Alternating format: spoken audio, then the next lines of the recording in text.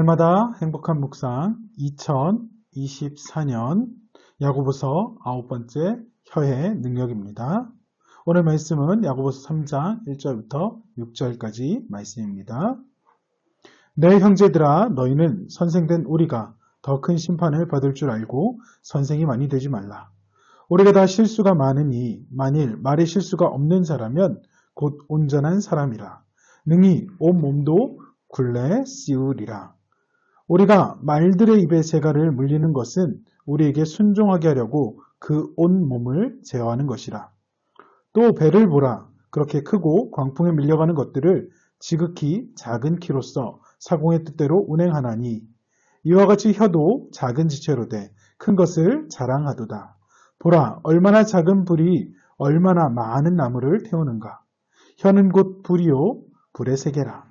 혀는 우리 지체 중에서 온몸을 더럽히고 삶의 수레바퀴를 불사르나니 그 사르는 것이 지옥불에서 나느니라. 아멘. 묵상 질문 1번입니다. 왜 야고보는 선생이 많이 되지 말라고 가르치고 있습니까? 야고보는 믿음의 실천을 잃어버린 사람들에게 행함으로 증명해야 하는 참된 믿음이라는 주제로 다양한 것들을 제시하고 있습니다. 특별히 3장에서는 앞서 미리 말한 언어 생활에 대한 주제를 구체적으로 다루면서 우선적으로 교회 안에 선생에게 경고하고 있습니다. 본문에 선생은 가르치는 자를 의미하고 있는데 당시에 선생 직분을 많은 사람들이 선호했으며 선생이 되고자 하는 사람이 적지 않았습니다. 그런데 가르치는 자로서 소양과 자질이 부족한 사람들이 선생됨으로 교회 안에 잘못된 가르침이 많아지고 또 가르치는 자가 모범되지 못하는 등 다양한 문제가 발생하게 되었습니다. 이에 야고보는 가르치는 직분을 가진 사람들과 그 직분을 탐내는 사람들에게 주의 깊은 교훈을 주고 있는 것입니다. 이는 초대교회뿐 아니라 오늘날에도 동일하게 적용해 볼 수 있습니다. 교회 내에서 가르치는 직분이 필요하지만 아무나 경솔하게 그 직분을 맡으면 안 된다는 걸 우리에게 알려주는 것이죠. 특별히 소양과 자질이 부족한 사람들에게 단호하고 심각하게 선생이 되지 말라고 야고보가 말하는 것입니다. 그래서 선생이 된다는 것 신중하게 세워져야 하고 구원의 진리에 대한 풍부한 지식과 확신 가운데서 하나님을 가르치는 은사를 받은 사람이 아니라면 선생이 되지 말라라고 충고하는 것입니다. 또한 선생의 직분에는 반드시 책임이 뒤따르기 때문에 선생이 되지 말라고 했습니다. 왜냐하면 가르침은 다른 사람들에게 큰 영향을 미치기 때문입니다. 만약 그 책임에 충실히 하지 못했을 때 하나님의 더 큰 심판을 받게 되는 것이죠. 야고보는 그것을 알았고 그것 때문에 선생 한 사람으로서 자질이 없는 사람들, 선생이 되려 하는 것들을 그저 바라만 볼 수가 없었습니다. 그래서 선생이 되고자 하는 사람들은 선생의 직분에 막중한 책임을 깨달아야 하며 동시에 하나님의 심판조차 각오할 수 있어야 한다라는 것입니다. 그래서 야고보는 선생이 많이 되지 말라라고 우리에게 권면하고 있습니다. 묵상 질문 2번입니다. 왜 말에 실수가 없으면 온전한 사람이 된다고 합니까? 말은 우리가 잘 알다시피 의사 전달의 수단입니다. 비단 선생이 아니더라도 사람은 항상 말을 하면서 살아가게 되죠. 그런데 이 말이라는 것은 항상 실수가 따를 수밖에 없습니다. 오늘 말씀은 모든 사람에게 노출되어 있는 이 약점을 지적하면서 말씀하는 것이죠. 사람이 죄로부터 완전하게 자유로울 수 없듯 특별히 삶 가운데서 무수히 많이 발설하는 말에 있어서 우리는 더할 나위가 없습니다. 사람은 마음에 가득한 것을 입으로 말하기 때문에 언어를 구사하는 지상의 유일한 피조물인 사람에게 말의 실수가 많을 수밖에 없는 것이죠. 따라서 혀를 완전히 통제해서 자신의 말에 전혀 실수하지 않는 것은 사실상 불가능합니다. 야고보는 만약에 혀로 범죄하지 않는 그 사람이 있다면 그를 가리켜서 온전한 사람이다 라고 이렇게 말하고 있는 것이죠. 그런데 혀로 범죄하지 않는 것, 그 자체가 실제로도 불가능하거니와 오늘 말씀에서 말하는 온전한 사람이라는 표현도 죄가 전혀 없는 그 상태를 말하는 것이 아니죠. 이 사람은 영적으로나 도덕적으로나 성숙한 사람이라는 의미입니다. 그래서 야고보는 우리에게 이렇게 말을 하는 거죠. 말에 실수가 없는 사람, 온전한 사람이 된다.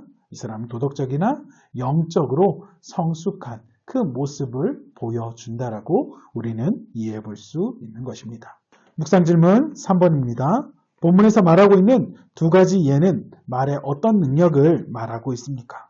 자, 먼저 본문에서 말하고 있는 두 가지 예는 무엇입니까? 첫 번째, 말을 재갈 물리는 것입니다.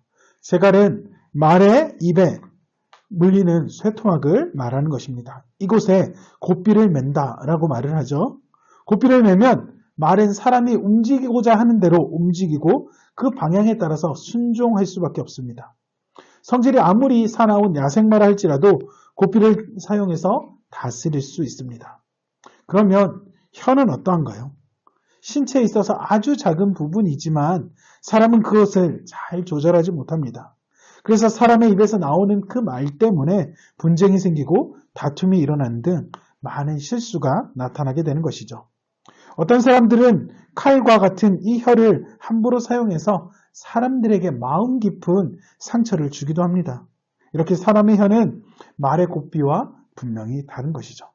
그렇다면 왜 야고보 사도는 여기서 비유를 사용하고 있을까요? 야고보의 관심은 혀의 기능에 있습니다. 사람의 몸이 이 큰 데에 비해서 그 크기가 매우 작은 것이 혀인 것이죠. 그럼에도 불구하고 이 혀를 통제하기가 매우 어려운 것입니다.